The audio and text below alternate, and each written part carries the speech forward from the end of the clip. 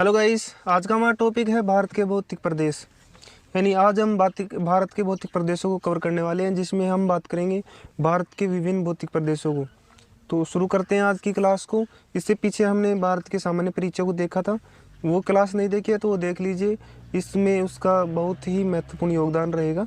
तो जो नहीं देखे हैं वो उसको देख लीजिए, मैं डिस्क्रिप्शन में इसकी लिंक डाल दूँगा, ठीक है। तो देखिए, भारत के भौतिक प्रदेश।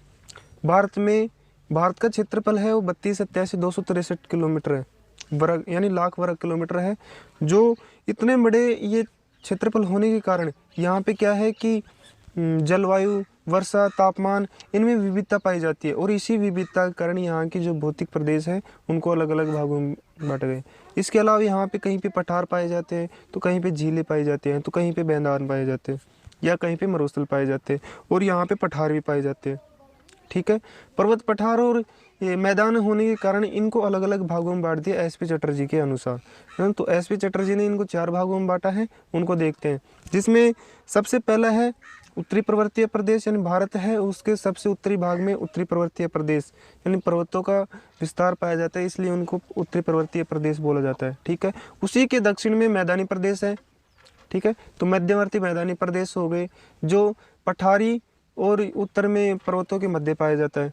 इसके अलावा इसके दक्षिण में, यानी मध्यवर्ती मैदानी प्रदेश है, इसके दक्षिण के अंदर पाया जाता है पठारी प्रदेश, ठीक है। और जो भारत के तटवर्ती क्षेत्र हैं वहाँ पे भी कुछ क्षेत्र पाए जाते हैं, उनको तटवर्ती मैदानी प्रदेश बोला जाता है। इसके अलावा द्वीप समूह है, उसी को भी इसके अंदर ही रखा गया है, ठीक है।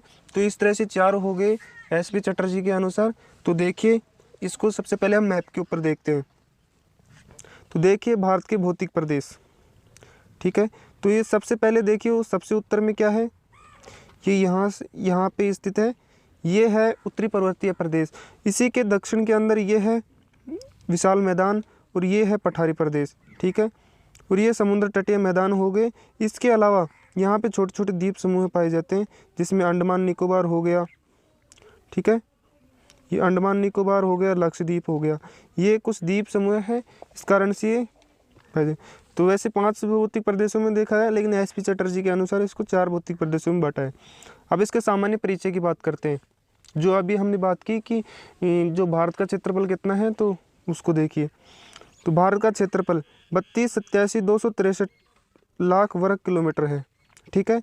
नए डेटों के अनुसार 32,87,400 गुणितर लाख वर्ग किलोमीटर, जिसका विश्व में 7वां स्थान है। यहाँ विश्व के कुल क्षेत्रफल का 2.4% है, ठीक है। इसलिए भारत के विशाल क्षेत्रफल के कारण यहाँ पर भौगोलिक विविधता पाई जाती है, जिससे पर्वतीय पठारों में मैदानों का % पाए जाते हैं, प्रतिशत पाया जाता है, ठीक है। अब यहाँ पे देखिए कितना प्रतिशत पाया जाता है पर्वतों का, पठारों का और मैदानों का।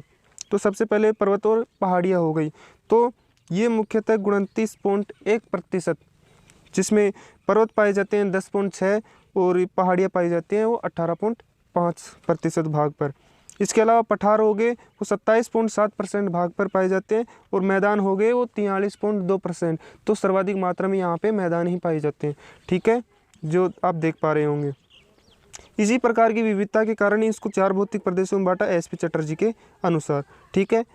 तो जिसमें उत्तरी पर्वतीय प्रदेश, उत्तर का विशाल मैदान, दक्षिण का प्रायद्वीपीय पठार, समुद्र तटीय मैदानी और द्वीप समूह है, ठीक है। सबसे पहले देखते हैं उत्तरी पर्वतीय प्रदेश की।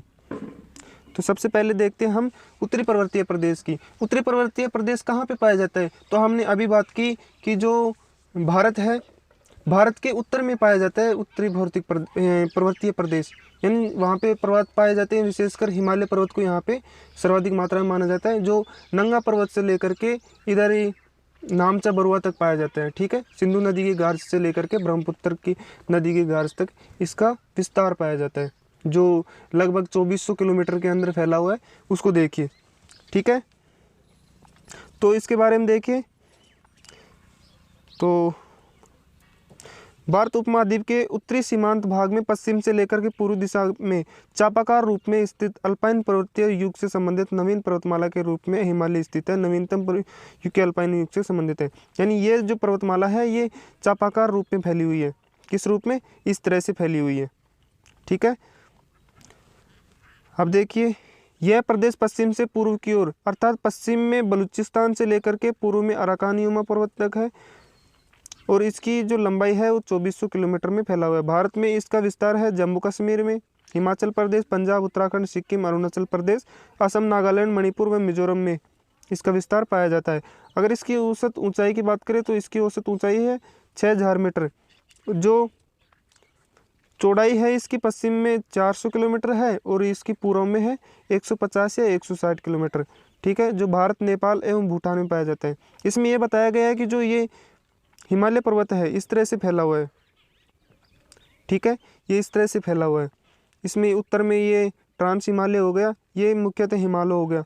इसमें महान हिमालय, मध्य हिमालय और शिवालिक हिमालय ये हो गए।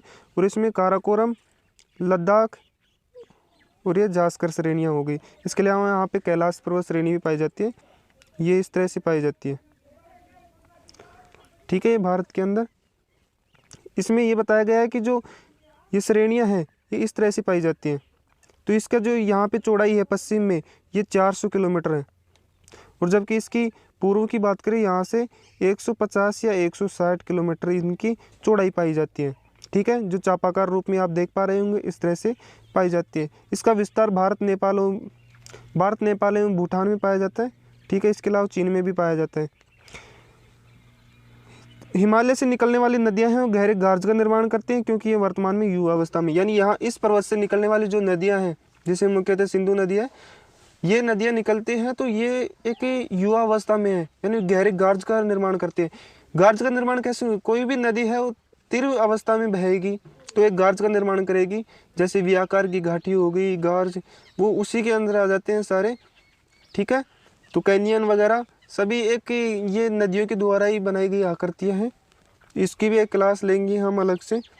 अब देखिए इसका समानांतर भौगोलिक वितरण यानी वर्गीकरण किस तरह से किया गया है, जिसमें सबसे पहला है ट्रांस हिमालय जो सबसे उत्तर में यानी भारत के सबसे उत्तर में स्थित है।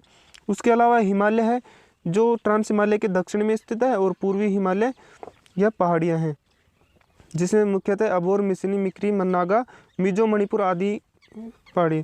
अब देखिए हम बात करेंगे ट्रांस हिमालय की, जिसमें कराकोरम, लद्दाख और जास्कर, इसमें कैलाश पर्वत श्रेणी और है जो कि इसके अंतर्गत यानी भारत में नहीं आती है, उसके बारे में लेकिन देख लेंगे थोड़ा बहुत। हिमालय की उत्पत्ति, अब देखिए इसकी उत्पत्ति के संदर्भ में बताया गया है। तो इसकी उत्पत्ति के संदर्भ में ये बताया गया है कि दो प्लेटें थी, एक प्लेट का नाम है यूरेशियन प्लेट और एक का नाम है इंडो ऑस्ट्रेलियन प्लेट। ये दोनों प्लेटें क्या थी कि दूर दूर थी। और आपको पता है, अगर आपने देखा होगा तो प्लेटों का जो सिद्धांत है, जो प्लेट टेक्टोनिक सिद्धांत है, उसके अनुसार देखें तो ये अभिसारी प्लेट किनारा यहाँ पे बनता है। किस तरह से कि यहाँ पे एक प्लेट है और ये एक प्लेट ये है, ये दोनों एक दूसरे की तरफ ही क्या करती हैं, आती हैं और ये आपस में टकरा जाती है। इसलिए से जो इंडो ऑस्ट्रेलियन प्लेट है वो भारी प्लेट थी, वो यूरेशियन प्लेट के नीचे चली जाती है और इस कारण से इसमें यहाँ पे हिमालय का निर्माण होता है। ये होगी एक कारण। ये बताया जाता है कि जैसे यहाँ पे एक पिंड था, यानी यहाँ पे एक 33 सागर था, इसके उत्तर में था अंगारा लैंड, ठीक है, और दक्षिण में था गोंडवाना लैंड। ये दोनों क्या करते हैं, कुछ कारणवश, ठीक है, टूटते हैं, है ना। टूट करके ये क्या करते हैं, एक दूसरे की तरफ ये इस तरह से आते हैं और इनके मध्य में जो ये 33 सागर है, यानी ये है 33 सागर और ये है अंगारा लैंड और ये है गोंडवाना लैंड, ठीक है। इसके अंदर यानी गोंडवाना लैंड से कुछ नदियां हैं वो 33 सागर के अंदर बहकर जाती है और इधर ये अंगारा लैंड है, इधर से भी यहाँ से भी कुछ नदियां हैं वो आती हैं और इसके अंदर क्या करती हैं, गाद वगैरह, कंकड़ पत्थर वगैरह इसके अंदर के भर जाती हैं। लेकिन यहाँ पे क्या करती हैं, ये दोनों प्लेटें हैं आपस के अंदर क्या करती हैं, टकराती हैं और टकराने के कारण जो इसके मध्य में जो ये भरा हुआ था, क्या ये मलबा भरा हुआ था यहाँ पे, ठीक है, जो नदियों के द्वारा बहा कर लाया गया था, उस कारण से यहाँ पे क्या होता है, आपस में टकराती है और ये एक पर्वत के रूप में ऊपर निकलता है, ठीक है। अब देखिए इसको इस तरह से समझिए, जैसे मान लीजिए कोई दो प्लेटें हैं या दो बड़ी प्लेटें हैं, वो आपस में आकर के टकराती हैं, जिसमें ऊपर है अंगारा लैंड और दक्षिण में गोंडवाना लैंड। इनके अंदर से नदियाँ निकलती हैं। नदियों के कारण क्या होता है कि नदियाँ क्या करती हैं, कंकड़ पत्थर वगैरह, गाद वगैरह ये ला करके इसके मध्य में जो 33 सागर स्थित था उसके अंदर डालती हैं, ठीक है, डालते हैं तो यहाँ पे गाद वगैरह भर जाता है ये कुछ, और ये दोनों प्लेटें आपस के अंदर टकराती हैं, यानी इस तरह से आती हैं ये प्लेटें, जिसमें एक है इंडो ऑस्ट्रेलियन प्लेट और एक है यूरेशियन प्लेट। जो इंडो ऑस्ट्रेलियन प्लेट है वो इस तरह से आती है और यूरेशियन प्लेट इस तरह से आती है, दोनों आकर के टकराती है। और इसमें जो ज़्यादा भारी प्लेट थी वो थी इंडो ऑस्ट्रेलियन प्लेट, वो यूरेशियन प्लेट के नीचे चली जाती है। तो ये दोनों आपस में टकराई, तो इनके मध्य में क्या था, इनके मध्य में जो गाद वगैरह कंकड़ पत्थर वगैरह भरे हुए थे वो क्या करते हैं, ऊपर उठते हैं, यानी इस तरह से घुसते हैं और यहाँ से कुछ पर्वत वगैरह निकलता है जो कि यहाँ पे नदियों के द्वारा भाग कर लाए गए कंकड़ पत्थर या गाद था। ठीक है, समझ गए होंगे। तो ये बात थी इसके अंदर। अब इसको थ्योरी को देख लेते हैं क्या है। जहाँ आज हिमालय पर्वत है वहाँ आज से लगभग 60 करोड़ वर्ष पहले टेथिस नाम का सागर था, जो हमने अभी बात करी, जो 2 भूखंडों से घिरा हुआ था, जिसमें उत्तर में अंगारा लैंड था और दक्षिण में गोंडवाना लैंड।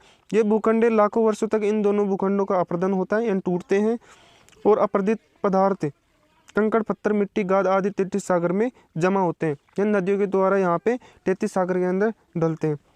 विशाल भूखंड धीरे धीरे लेकिन लगातार एक दूसरे की ओर खिसकते रहते हैं। सागर पर 2 विरुद्ध दिशाओं से दबाव पड़ने पर परिणाम स्वरूप यह सिकुड़ने लगता है और इसके मध्य में जो पड़ी हुई गाद थी वो बाहर निकलती है, इन परतों में मोड़ पड़ने लगा और ये वलय द्वीपों तक एक श्रृंखला के रूप में उभरकर पानी से ऊपर आ गए। यही क्रिया निरंतर चलती रही और कालांतर में विशाल वलित पर्वत श्रेणियों का निर्माण हुआ, जिन्हें हम आज हिमालय के नाम से पुकारते हैं। जो हमने अभी बात की वही बात इसमें लिखी हुई है। ठीक है, इसमें बताया गया है कि जो गाद था टेथिस सागर के अंदर भरा हुआ था, जो दोनों आपस में गति करने के कारण इनके मध्य में जो मलबा भरा हुआ था वो बाहर निकलता है, जिसे आज हम हिमालय पर्वत कहते हैं या ट्रांस हिमालय बोलते हैं। ठीक है, अब देख लिए सबसे पहले बात करते हैं ट्रांस हिमालय की, जो अभी हमने बात की। ट्रांस हिमालय ये है कहाँ पे स्थित है, तो ये ट्रांस हिमालय स्थित है भारत के सबसे उत्तरतम स्थान में। जैसे हिमालय के उत्तर में इस ट्रांस हिमालय को अनेक नामों से और जाना जाता है, जैसे हिमालय पार हो गया, इसके अलावा टेथिस हिमालय भी बोला जाता है। तो पार हिमालय क्यों बोला जाता है, क्योंकि ये हिमालय के पार है, यानी हिमालय के उत्तर में है, इसलिए इसे पार हिमालय भी बोला जाता है। और टेथिस हिमालय क्यों बोला जाता है, कि इसका निर्माण है और टेथिस सागर में सबसे पहले हुआ था। ठीक है, इसके अंदर 3 श्रेणियां हैं, जिसमें कराकोरम श्रेणी, लद्दाख श्रेणी और जास्कर श्रेणी, जो भारत के अंदर है। इसके अलावा एक श्रेणी और है जो है कैलाश पर्वत श्रेणी। ठीक है, तो इसको देखिए अन्य नाम। अभी हमने बात की हिमालय पार, टेथिस हिमालय, तिब्बती हिमालय, ये तिब्बत के अंदर विस्तृत है, इसलिए इसे तिब्बत हिमालय बोला जाता है। ठीक है, इसका निर्माण हिमालय से पूर्व हुआ, इसलिए इसे हिमालय पार बोला जाता है। इसके अंतर्गत काराकोरम, लद्दाख, जास्कर एवं कैलाश पर्वत श्रेणियां पाई जाती हैं, जो महान हिमालय के उत्तर में मुख्यतः तिब्बत से लेकर तिब्बत में इसका विस्तार पाया जाता है, इसलिए इसे तिब्बत हिमालय भी कहते हैं। ट्रांस हिमालय की पर्वत श्रृंखलाएं निम्नलिखित है, जिसमें सबसे पहले बात करते हैं हम काराकोरम की। काराकोरम कहाँ पे स्थित है, तो काराकोरम जो पर्वत श्रेणी है ये भारत के सबसे उत्तरतम यानी ट्रांस हिमालय की सबसे उत्तरतम पर्वत श्रेणी है। अगर इसकी बात करें तो इसमें एक इम्पोर्टेंट है, यहाँ पे सबसे ऊंची चोटी है, जो भारत की सबसे ऊंची चोटी है, जिसे केटू गॉडविन ऑस्टिन के नाम से जाना जाता है। 8611 मीटर इसकी ऊंचाई है। वो कहाँ पे पाई जाती है, इसी काराकोरम पर्वत श्रेणी के अंदर ही पाई जाती है। इसी के अलावा यहाँ पे एक दर्रा पाया जाता है, जिसे काराकोरम दर्रा बोला जाता है, जो विश्व का सबसे ऊंचा दर्रा है, जिसकी ऊंचाई की बात करें तो 5600 मीटर इसकी ऊंचाई है। ठीक है, ये बात होगी इसकी इम्पोर्टेंट की। इसके अलावा यहाँ पे सियाचिन ग्लेशियर भी पाया जाता है, जो सबसे ऊंचा युद्ध स्थल है विश्व का, यानी जो ग्लेशियर है सियाचिन ग्लेशियर, ये विश्व का सबसे ऊंचा युद्ध स्थल है। यहाँ पे चीन और भारत के मध्य युद्ध हुआ था। ठीक है, ये बात होगी। अब इसको देखते हैं विस्तृत तरीके से। यह पर्वतमाला ट्रांस हिमालय की सबसे उत्तरतम है, कौन सी, ये काराकोरम। और इसके अंदर एक पर्वत श्रेणी है केटू गॉडविन ऑस्टिन, जो अभी हमने बात करी थी, भारत की सबसे ऊंची पर्वत चोटी है, जो पाक अधिकृत कश्मीर के अंदर स्थित है। जैसे ये है काराकोरम पर्वत श्रेणी। ठीक है, इसके अंदर स्थित है ये यहाँ पे, यानी इसको देखिए इस तरह से, यहाँ पे ये स्थित है। ठीक है, कहाँ पे स्थित है, यहाँ पे काराकोरम पर्वत श्रेणी के ऊपर, जिसका नाम है केटू गॉडविन ऑस्टिन। केटू क्यों पड़ा, कि जो काराकोरम है इसके अंदर के 2 बार है, इन के और एक के, इसलिए यहाँ के कुछ विद्वान थे उनके द्वारा इसको K2 बोल दिया गया, यानी K2 गॉडविन ऑस्टिन, जिसकी ऊंचाई है कितनी 8611 मीटर। ठीक है, अब इसको देखिए, यानी इस पर्वतमाला की सबसे ऊंची चोटी कौन सी है, K2 गॉडविन ऑस्टिन, जिसकी ऊंचाई है 8611 मीटर, जो भारत की सबसे ऊंची चोटी है। ठीक है, काराकोरम पर्वत श्रेणी को एशिया की उच्च मेरुदंड भी बोला जाता है। ठीक है, इसे कृष्णगिरी या काला पर्वत भी बोलते हैं। कि इस पर्वत पर एक दर्रा है जिसे काराकोरम दर्रा भी बोलते हैं, जो भारत का सबसे ऊंचा 5600 मीटर ऊंचा दर्रा है। ठीक है, अब दर्रा किसे बोलते हैं, दर्रा उसे बोलते हैं जो पर्वतीय भागों में एक निम्न स्थान होता है, जिसे हम पर्वत के आर पार जा सकते हैं, उसे दर्रा या घाट नाल कहते हैं। ठीक है, समझ गए होंगे। जैसे मान लीजिए ये पर्वत है कोई, इसके मध्य में जो क्षेत्र है, यानी इसके हम आर पार जा रहे हैं, यानी हम लोग जिस पर्वत के आर पार जा सकते हैं जिस जगह से, वो एक निम्न भूमि का यानी निम्न क्षेत्र होता है, उसको हम क्या बोलते हैं, दर्रा बोलते हैं, घाट बोलते हैं, नाल बोलते हैं। ठीक है, समझ गए होंगे। दोबारा समझा दूं कि हम पर्वत के पार जिस जगह से जाते हैं, यानी हम पर्वत के पार हम जाएंगे इस जगह से, तो इसको हम बोलेंगे दर्रा। ठीक है, अब देखिए इस पर्वत पर प्रमुख ग्लेशियर भी पाए जाते हैं, जिसमें सियाचिन हिमनद, जिसकी ऊंचाई है, जिसकी लंबाई है 4500 किलोमीटर, और इसके अलावा बाल्टेरा यहाँ पे पाया जाता है। यह विश्व का सबसे ऊंचा युद्ध स्थल है। कौन सा, सियाचिन हिमनद। इस प्रदेश में हिम संकलन की क्रिया सर्वाधिक मात्रा में, यानी बर्फ का जो कार्य होता है वो सर्वाधिक मात्रा में यहीं पे होता है। यहाँ पर 24 घंटे सेना तैनात होती है। यहीं से दो नदियाँ निकलती हैं, जिसमें एक है श्योक नदी और दूसरी है नुब्रा नदी। जो श्योक नदी है ये सिंधु नदी की सहायक नदी है। नुब्रा नदी है, इसके द्वारा एक घाटी का निर्माण किया जाता है जिसे नुब्रा घाटी बोला जाता है। इसी घाटी के सारे दुश्मन सैनिक तैनात रहते हैं जो सियाचिन ग्लेशियर तक पहुँचते हैं। यहाँ का तापमान कम पाया जाता है, इसलिए यहाँ पे जनसंख्या घनत्व है वो पाया जाता है। आपको पता है कि जहाँ पे जनसंख्या घनत्व कहाँ पे कम पाया जाएगा, जहाँ पे मानव के अनुकूल दशाएं नहीं होंगी, तो यहाँ पे सर्वाधिक मात्रा में ठंड पाई जाती है, बर्फ पाई जाती है। इस कारण से यहाँ का जो जनसंख्या घनत्व है वो कम पाया जाता है। ठीक है, दूसरी है लद्दाख श्रेणी। ये कहाँ पे पाई जाती है, लद्दाख श्रेणी पाई जाती है काराकोरम पर्वत श्रेणी के दक्षिण में या जास्कर श्रेणी के उत्तर में। ठीक है, इनके मध्य पाई जाती है। इनकी विशेषताएं की बात करें तो इसमें एक पर्वत श्रेणी है जिसका नाम है क्या बोलते हैं उसको, सॉरी याद नहीं आ रहा। इसको देखिए, यह पर्वत श्रेणी काराकोरम के दक्षिण में जास्कर के उत्तर में स्थित है। इसे पूर्व भाग में लेह लद्दाख का शीत मरुस्थल कहते हैं। इसमें कहा गया है कि जो जैसे ये श्रेणी है, ठीक है, ये पर्वत श्रेणी है जिसका नाम है लद्दाख श्रेणी। तो यहाँ पे इसके पूर्वी भाग में इस स्थान पर एक मरुस्थल पाया जाता है जिसे लेह लद्दाख का शीत मरुस्थल बोला जाता है। और यहीं पे एक झील भी पाई जाती है जिसे पेगोत्सो झील बोलते हैं। ठीक है, कहाँ पे पाई जाते हैं, ये लद्दाख श्रेणी के पूर्वी भाग में। ठीक है, जो कहाँ पे वास्तविक सीमा रेखा के ऊपर स्थित है, LAC के ऊपर। ठीक है, इसको देखते हैं। यह पर्वत श्रेणी काराकोरम के दक्षिणी और जास्कर के उत्तर में स्थित है। इसे पूर्वी भाग में लेह लद्दाख का शीत मरुस्थल स्थित है। अभी हमने बात की। इसके पूर्व में एक झील पाई जाती है जो LAC यानी वास्तविक सीमा रेखा है, जो भारत और चीन के मध्य में स्थित है, जो इसी पर्वत श्रेणी के अंदर स्थित है। पेगोत्सो झील इसी के ऊपर स्थित है। ठीक है, जो भारत का चीन में स्थित है। कौन सी झील, पेगोत्सो झील है जो भारत और चीन में स्थित है। इस पर्वतमाला की सबसे ऊंची चोटी है राकोपोसी। अभी याद आया, राकोपोसी ये सबसे ऊंची चोटी है। कौन सी, ये जैसी पर्वत है लद्दाख पर्वत, इसकी सबसे ऊंची चोटी है राकोपोसी। ये तिरु ढाल वाली यानी तिरु ढाल की ये चोटी है जो विश्व की सबसे तिरु ढाल वाली है, यानी इस पर्वत चोटी के ऊपर चढ़ना नामुमकिन है। ठीक है, और इसकी जो लंबाई की बात करें तो 7788 मीटर है।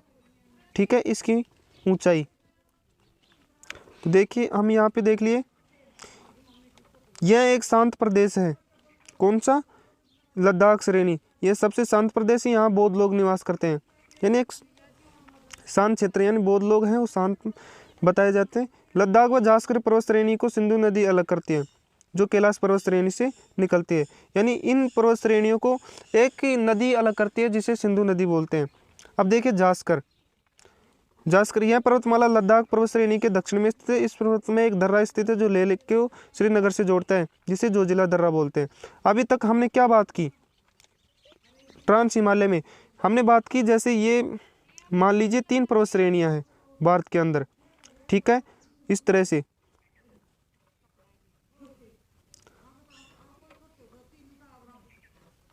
इस तरह से 3 श्रेणियां स्थित है। सबसे उत्तर में है कौन सी, जिसके हमने बात की, ये सबसे उत्तर में स्थित है काराकोरम श्रेणी, यहाँ पे स्थित है वो लद्दाख श्रेणी है, और यहाँ पे है जास्कर श्रेणी। अब इनकी विशेषता देखिए, एक तरह से इसकी सबसे ऊंची चोटी कौन सी थी, केटू गोडविन ऑस्टिन, जो भारत की सबसे ऊंची चोटी है, ठीक है। इसकी सबसे ऊंची चोटी कौन सी है, नागापोसी, जो क्या है सबसे तीव्र ढाल वाली चोटी है, ठीक है। इसकी ऊंचाई की बात करी तो हमने 8611 मीटर है, और इसकी ऊंचाई की बात करी तो 88 मीटर है, ठीक है। ये दोनों की ये विशेषता होगी। इसके यहाँ पे मरुस्थल पाया जाता है जिसे लेह लद्दाख का शीत मरुस्थल बोलते हैं, ठीक है। यहाँ पे एक झील पाई जाती है, पेगोत्सो झील पाई जाती है, जो LAC वास्तविक सीमा रेखा के ऊपर स्थित है, ठीक है। ये हमने बात की। अब देखिए जास्कर पर्वत श्रेणी, जैसे यहाँ पे एक लेह क्षेत्र है, कहाँ पे, यहाँ पे एक लेह क्षेत्र है यहाँ पे, और यहाँ पे है श्रीनगर। इन दोनों को जोड़ने का काम एक दर्रा करता है जिसका नाम है जोजिला दर्रा, ठीक है। इस जो ये कोई खास नहीं है। अब इसके बारे में कुछ इम्पोर्टेंट देख लीजिए। इसमें कोल किसे कहते हैं, हिमानी द्वारा जिस दर्रे का निर्माण होता है उसे कोल बोलते हैं। यानी हिमानी के द्वारा, यानी बर्फ के द्वारा जिस दर्रे का निर्माण होता है, ठीक है, उस दर्रे को क्या बोलते हैं, कोल बोलते हैं। जैसे भारत का सबसे उत्तरतम बिंदु क्या है, इंदिरा कोल, वहाँ उस कोल को बोला जाता है कि वो जो स्थान है वो उसका निर्माण हिमानी के द्वारा होता है या बर्फ के द्वारा। हिमानी को बर्फ बोलते हैं, ठीक है, बर्फ को ही हिमानी बोलते हैं। अब इसके बारे में देखिए कुछ महत्वपूर्ण है जो इम्पोर्टेंट है छोटे क्वेश्चंस के रूप में। सिंधु नदी के उत्तर में ट्रांस हिमालय का यानी एक द्रास नाम का क्षेत्र है जो भारत का सबसे ठंडा स्थान है। कहाँ पे स्थित है, सिंधु नदी के उत्तर में, यहाँ पे, ठीक है, जिसे द्रास बोला जाता है, जो भारत का सबसे ठंडा स्थान है। यहाँ पर लेह, यहाँ पे स्थित है लेह, सिंधु नदी के दक्षिण में, जो भारत का सबसे कम वर्षा वाला क्षेत्र है, ठीक है। हेमिस हाई नेशनल पार्क, ये भी सिंधु नदी के पश्चिमी भाग में स्थित है। एक देखिए यहाँ दाचिगम नेशनल पार्क भी स्थित है, जिसके अंदर कश्मीरी हंगुल यानी हिरण पाए जाते हैं, ठीक है। यहाँ पे पहाड़ी बैल भी पाए जाते हैं, कहाँ पे, दाचिगम नेशनल पार्क के अंदर। यहाँ पे एक बकरी पाई जाती है जिसे पश्मीना नाम से जानते हैं, जो उनके लिए प्रसिद्ध है, यानी उनके लिए प्रसिद्ध है। विशेषतः भेड़ प्रसिद्ध होती है, लेकिन ये है उनके लिए प्रसिद्ध है पश्मीना बकरी। अब हम बात करेंगे हिमालय पर्वत की, ठीक है। हिमालय पर्वत कहाँ पे पाया जाता है, तो ट्रांस हिमालय के दक्षिणी भाग में हिमालय पर्वत पाया जाता है। अभी बात की थी कि हिमालय के पार है कौन, ट्रांस हिमालय, तो ट्रांस हिमालय के दक्षिण में कौन सा पर्वत होगा, वो हिमालय होगा। इसको भी अलग अलग भागों में बांटकर अध्ययन किया जाता है। इनमें 3 श्रेणियां हैं, जैसे सबसे उत्तरी है वो महान हिमालय है, फिर है मध्य हिमालय, फिर है शिवालिक हिमालय। ये इस तरह से फैला हुआ है। अब देखिए मैंने इस तरह से क्यों बनाया, ये एक तो चापाकार रूप में, इसकी विशेषता यहीं पे देख लीजिए। एक तो क्या है, ये एक चापाकार रूप में है, ठीक है। दूसरा क्या है, इसकी जो चौड़ाई है वो पश्चिम में सर्वाधिक मात्रा में है और पूर्व में वो कम है। यानी पश्चिम में हमें इसकी 400 किलोमीटर देख ले लंबाई, और यहाँ पे 150 या 160 किलोमीटर इसकी पूर्व में है, ठीक है। ये हो गई इसकी सामान्य सी बात। और जो महान हिमालय है ये क्रमिक पर्वत श्रृंखला है, जिसमें मध्य हिमालय और शिवालिक हिमालय ये टूटी फूटी है, ठीक है, इस तरह से। और जो ये है ये क्रमिक है, कौन सी, महान हिमालय।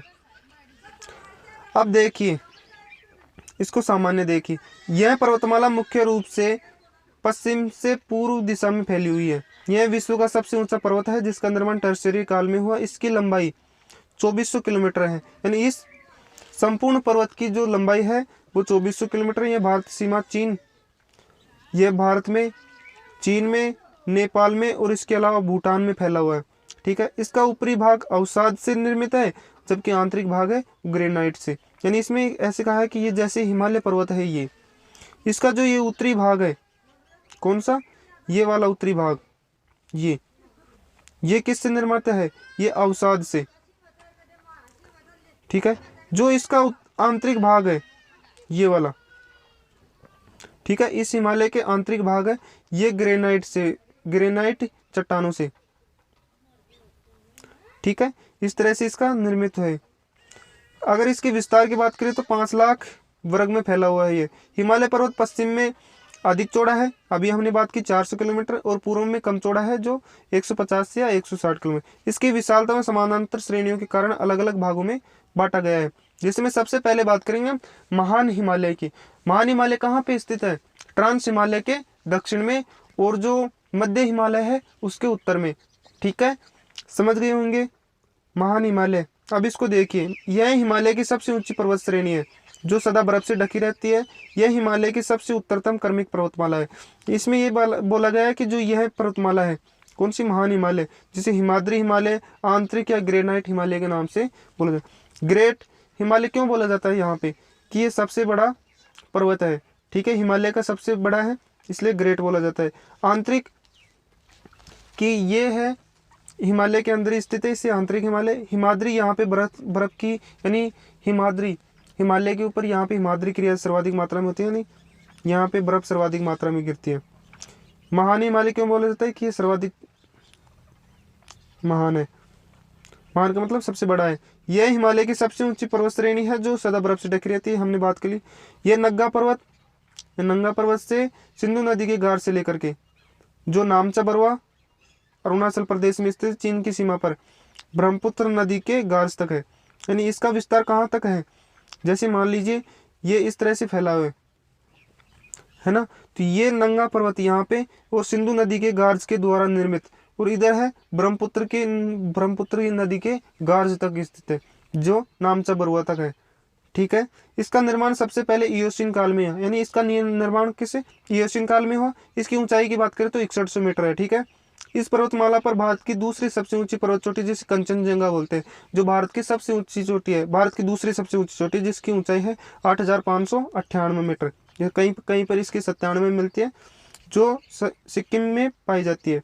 यह भारत में हिमालय की सबसे ऊंची चोटी पाई जाती है, ठीक है। हिमालय पर्वत का क्रम इस तरह से पाया जाता है, देखिए हिमालय पर्वत का क्रम देख लीजिए, मैंने एक डायग्राम बनाया है, इसमें देख लीजिए। इसमें यह है हिमालय पर्वत, ठीक है, जिसमें सबसे पश्चिमी भाग में तिब्बत का पठार है, फिर हिमालय पर्वत है, फिर मध्य हिमालय है, और फिर है विशाल मैदान, ठीक है, फिर प्रायद्वीपीय पठार हो गया। तो इस तरह से ये फैला हुआ है, जिसमें तिब्बत का पठार भारत के सबसे उत्तरी भाग में है, फिर महान हिमालय है, तिब्बत के पठार के अंदर ट्रांस हिमालय स्थित है, ठीक है, महान हिमालय इसके उत्तर में। तो इन दोनों के अलग कौन सी, कहाँ से होते हैं, तो इंडो सांगपो ब्रंश या हिंज लाइन, इसके द्वारा यहाँ से अलग होते हैं। दूसरी, महान हिमालय और मध्य हिमालय के मध्य में भी MCT है, यानी मेन सेंट्रल थ्रस्ट है, वो स्थित है। और फिर शिवालिक और मध्य हिमालय के मध्य में एक थ्रस्ट है, जिसे MBF मेन बाउंड्री फॉल्ट के नाम से स्थित है, जो यहाँ पे स्थित है। अब देखिए यहाँ पे स्थित है हिमालय का फ्रॉस्ट फॉल्ट, जो विशाल मैदान को यहाँ से अलग करता है, ठीक है। इसके आगे प्रायद्वीपीय पठार है। तो इस तरह से है ये। अब देखिए मध्य हिमालय, हमने बात कर ली है महान हिमालय की, अब हम मध्य हिमालय की बात करेंगे, ठीक है। इसे हिमाचल हिमालय भी बोलते हैं या लघु हिमालय भी बोलते हैं, ठीक है। लघु हिमालय क्यों बोलते हैं, कि महान हिमालय से छोटा है और मध्य में स्थित है, इसलिए मध्य हिमालय बोला जाता है, ठीक है। इसका विस्तार महान हिमालय के दक्षिणी में है, शिवालिक हिमालय के उत्तर में स्थित है। यह पश्चिम में जम्मू कश्मीर से लेकर के और पूर्व में पश्चिम बंगाल तक विस्तृत है, ठीक है। इसमें पश्चिम से पूर्व की ओर पर्वत श्रेणियां पाई जाती हैं, जो क्रमशः है, यानी यह एक टूटा फूटा पठार है, और जबकि हमने जो महान हिमालय देखा वो एक क्रमिक है इस तरह से, और ये है टूटा फूटा इस तरह से, ठीक है। तो ये इस तरह से 4 श्रेणियों में बटा हुआ है, जिसमें ये है पीर पंजाल श्रेणी, ये है धौलाधर श्रेणी, ये है मसूरिया नागटिब्बा श्रेणी, और इसके अलावा ये है ये महाभारत श्रेणी, ठीक है, जो नेपाल के अंदर स्थित है। इसके मध्य में कुछ घाटियां भी पाई जाती हैं इस तरह से, ठीक है, उसकी भी बात करेंगे हम। तो देखिए इसमें जो श्रेणियां पाई, इस पश्चिम से पूर्व की ओर पर्वत श्रेणियां पाई जाती है, जिसमें पीर पंजाल, जम्मू कश्मीर, धौलाधर, यानी पीर पंजाल है जम्मू कश्मीर में, धौलाधर श्रेणी है हिमाचल प्रदेश में, मसूरी या नाग टिब्बा उत्तराखंड में पाई जाती है, जबकि महाभारत श्रेणी है वो नेपाल में, जो पश्चिम से पूर्व की ओर फैली हुई है। लघु हिमालय में पहाड़ी ढालों पर घास के मैदान में पाए जाते हैं, यानी इन पहाड़ी ढालों पर घास के मैदान पाए जाते हैं इस तरह से, जो कम से कम भी 3000 की ऊंचाई पर, यानी 3000 मीटर की ऊंचाई पर, जिसे अगर बात करें तो कश्मीर में इसे मर्ग के नाम से जानते हैं, जबकि इसे उत्तराखंड में बुग्याल या पिहार के नाम से जानते हैं। मान हिमालय मध्य हिमालय के मध्य भाग में कई महत्वपूर्ण घाटियां स्थित है, ठीक है, पश्चिम से पूर्व की ओर जो क्रम से फैली हुई है, यानी ये क्या है, इस तरह से ये महान हिमालय है, यहाँ पे स्थित है मध्य हिमालय इस तरह से। तो ये इस तरह से इनके मध्य में ये घाटियां स्थित है, जिसमें सबसे पहले है कश्मीर घाटी जो यहाँ पे स्थित है, ठीक है, कश्मीर घाटी जो जम्मू कश्मीर में स्थित है। दूसरी कुल्लू मनाली वो यहाँ पे स्थित है, ठीक है, इस जगह पे। फिर है लो स्पीति घाटी वो यहाँ पे स्थित है हिमाचल प्रदेश में। नंदा देवी फूलोया ये उत्तराखंड के अंदर स्थित है, ठीक है, यहीं पे। काठमांडू ये नेपाल के अंदर स्थित है, और सिक्किम या चुब्बी घाटी वो यहाँ पे स्थित है। इस तरह से इन दोनों के मध्य ये घाटियां स्थित है, ठीक है। मध्य हिमालय की आकृति धनुषाकार है, ठीक है, इस तरह से है। मध्य हिमालय की आकृति धनुषाकार है, रूप में कटी फटी रूप में है, ठीक है, जो मायोसीन काल में बना। इसकी ऊंचाई 3500 से लेकर के 4000 मीटर है। इस पर्वत पर 3000 मीटर की ऊंचाई पर घास के मैदान पाए जाते हैं, जिन्हें अल्पाइन घास के मैदान बोला जाता है, ठीक है। इन पर्वतों के ऊपर कौन से घास के मैदान पाए जाते हैं, वो पाए जाते हैं। अब देखिए मैंने डायग्राम के माध्यम से भी समझाने का प्रयास किया है। देखिए डायग्राम, ये है महान हिमालय, ठीक है, और ये है मध्य हिमालय। तो ये पर्वत श्रेणियों में अलग अलग रूप में फैला हुआ है, जिसमें ये है पीर पंजाल, धौलाधर और नाग टिब्बा, महाभारत। इनके मध्य में ये घाटियां हैं जो रेड पेन से बनी हुई है, जो जम्मू कश्मीर में स्थित है कश्मीर घाटी, हिमाचल प्रदेश में स्थित है कुल्लू मनाली, जो पीर पंजाल और महान हिमालय के मध्य में स्थित है, ठीक है। धौलाधर और महान हिमालय के मध्य में एक घाटी स्थित है, जिसे लोह स्पीति घाटी बोला जाता है, ठीक है। धौलाधर और नंदा देवी यहाँ पे पाई जाती है महान हिमालय के मध्य में, ठीक है। नाग टिब्बा और महान हिमालय के मध्य में नेपाल के अंदर काठमांडू घाटी स्थित है, जबकि महाभारत पर्वत श्रेणी और महान हिमालय के मध्य में सिक्किम के अंदर चुम्बी घाटी स्थित है, ठीक है। इसके नोट्स जो भी प्राप्त करना चाहिए वो टेलीग्राम लिंक की मैंने डिस्क्रिप्शन में डाल दी है। हो सके तो, एक प्रॉब्लम आ रही है, अगर वो ठीक हो गई है तो यहाँ से मिल जाएंगे, लेकिन अगर ना हुई हो तो मेरे व्हाट्सअप नंबर है 7014418898, ठीक है, वहाँ पे आप मैसेज कीजिए व्हाट्सएप के ऊपर, आपको PDF प्राप्त हो जाएगी। महान हिमालय की प्रमुख चोटियाँ, उनकी बात कर लेते हैं। जो महान हिमालय की प्रमुख चोटियाँ, इसमें नंगा पर्वत है जो जम्मू कश्मीर में स्थित है। दूसरी कामोट, बद्रीनाथ, त्रिशूल, नंदा देवी और केदारनाथ, ये पर्वत चोटियाँ हैं, ये उत्तराखंड में स्थित है, ठीक है। उत्तराखंड की सबसे ऊंची चोटी कौन सी है, नंदा देवी, ठीक है। धौलागिरी, माउंट एवरेस्ट, मंकालू और मनसालू ये स्थित है नेपाल में।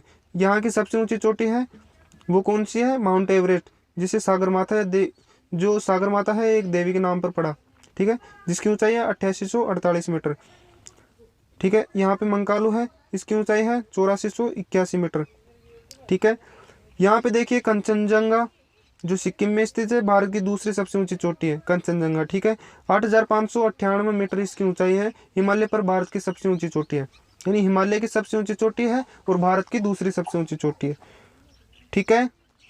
पांचवे है नामचा बरुआ जो अरुणाचल प्रदेश के अंदर स्थित है, ठीक है, ये इस तरह से स्थित है। इसके अलावा यहाँ पे कुछ धार्मिक स्थल भी हैं, जिसमें केदारनाथ, बद्रीनाथ, गंगोत्री, यमुनोत्री, अमरनाथ, संतोपद, जिसमें गंगोत्री है जहाँ से गंगा नदी, यमुना नदी यमुनोत्री से, और अलकनंदा नदी है वो सतोपत से निकलती है। यहाँ पे कुछ महत्वपूर्ण दर्रे भी स्थित हैं, उसको देख लीजिए। बुर्जिला और जोजिला दर्रा ये जम्मू कश्मीर में स्थित है। बारालचा और सिपकिला दर्रा ये हिमाचल प्रदेश में। नीति या निपुलेख जिसे मानादर्रा, ये यूनाइटेड स्टेट है। उत्तराखंड में नाथुला और जेजुला दर्रा, जेलोपला दर्रा ये सिक्किम में स्थित है, और बाढ़ीला डल्ला है ये अरुणाचल प्रदेश में। इस तरह से थे। अब इसके बारे में कुछ महत्वपूर्ण चीजें हैं, उसको देख लीजिए। भारत की सबसे ऊंची चोटी कौन सी है? केटू गॉडविन ऑस्टिन।